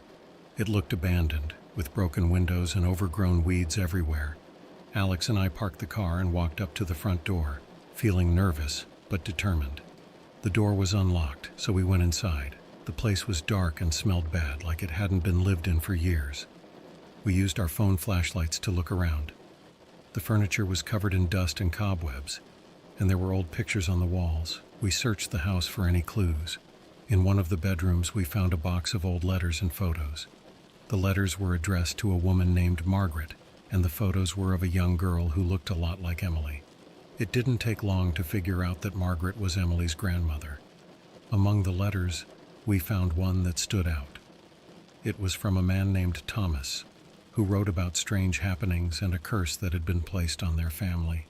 He mentioned a diary that held the spirit of a vengeful woman named Agatha, who had cursed their bloodline. According to Thomas, the only way to break the curse was to find Agatha's grave and burn the diary there. We had a new mission now: find Agatha's grave.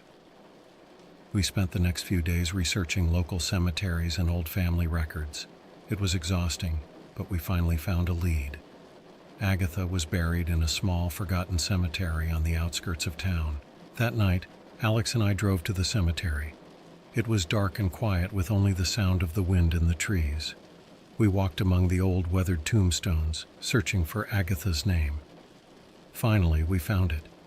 Her grave was marked by a simple, unmarked stone, almost hidden by overgrown grass. We didn't waste any time. Alex pulled out the diary, and I took out the matches. My hands were shaking as I lit a match and set the diary on fire. The flames quickly consumed the pages, and for a moment it felt like the air around us grew colder. We stood there watching until the diary was nothing but ash. As we left the cemetery, I felt a sense of relief. The strange occurrences stopped, and the feeling of being watched was gone. I hoped that Emily's spirit could finally rest in peace. Back at home, I sent a message to Lisa, telling her what we had done. She was relieved and thanked me for helping to bring closure to Emily's story. Alex and I agreed to never speak of this again, and we both tried to move on with our lives.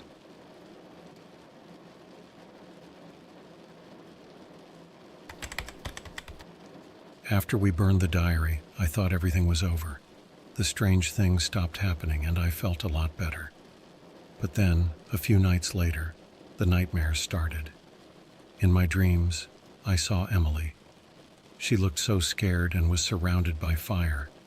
She kept reaching out to me, crying and yelling, "Why did you burn it? You sent me to hell." I'd wake up sweating and shaking, her screams still in my ears. These nightmares happened every night. I felt awful, thinking maybe I made a huge mistake by burning the diary. Instead of helping her, did I make things worse? The guilt was too much to handle. I talked to Alex about it, but he didn't know what to say. He felt bad too, but he still thought we did the right thing. Still, I couldn't stop thinking that we had somehow failed Emily. I went to Lisa and told her about the nightmares. She was shocked and felt sorry for me. She suggested that maybe Emily's spirit needed some kind of closure. We decided to hold a small ceremony to honor Emily and say sorry for what we had done. We went back to the cemetery where Agatha was buried. Lisa brought some flowers, and I wrote a letter to Emily, apologizing and explaining that we thought we were helping her. We read the letter out loud and placed it on the grave along with the flowers. I hoped this would bring some peace to Emily's spirit and to my own mind. That night, I slept peacefully for the first time in weeks. The nightmare stopped and I started to feel better. I'll never know for sure if what we did helped Emily, but I like to believe it did. I hope she's at peace now, wherever she is. This whole experience changed me. It made me realize how much we don't understand about the world and the things that might be out there. I'm more careful now, and I don't mess with things I don't fully understand. Some things are better left alone. And that's my story.